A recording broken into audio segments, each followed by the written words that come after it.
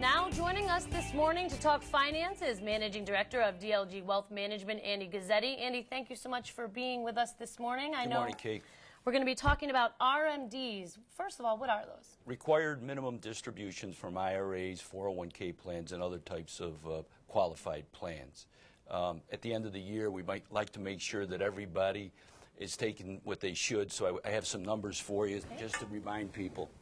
The first number is 70 and a half. That's how old you have to be to take a distribution. You're required the year that you turn 70 and a half. There is a break. The first year you can go to April 1st of the following year before you take that required minimum distribution.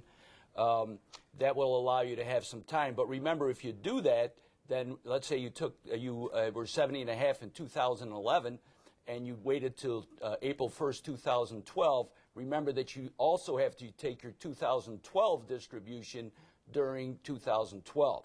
The other date is December 31st. Your required minimum distribution is based on the value of your account, your IRA account, at the previous December 31st.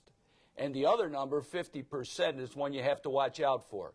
If you don't take that required minimum distribution during the time you must, you are taxed at 50% when you do take it out. So be very careful. That's why we're talking about this morning. You can go to a lot of websites.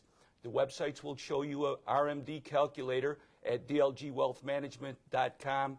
You can go to our retirement section, and we'll have a calculator for you. But just be very careful.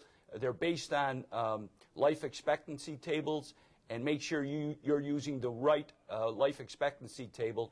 You know, you're talking about there's 3 of them, single and 2 joint life expectancy. So be very careful. Make sure you're doing it. You're the one that's liable. If you don't want to get hit for 50% tax.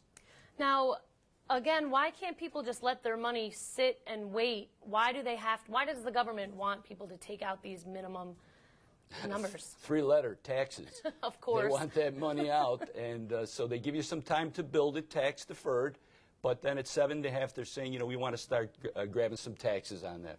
And the penalty for not doing it is you pay even more in taxes. More in taxes, sure. Normally people are paying around 25%.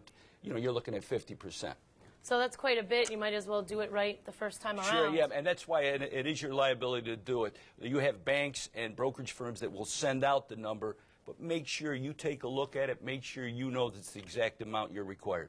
And people can see a financial advisor, of course, Absolutely. to make sure. Yeah, and a good time to think about consolidating IRAs. If you're getting close to 70 and a half, I would think about consolidating them all together. Then it's easier to figure out that required minimum distribution.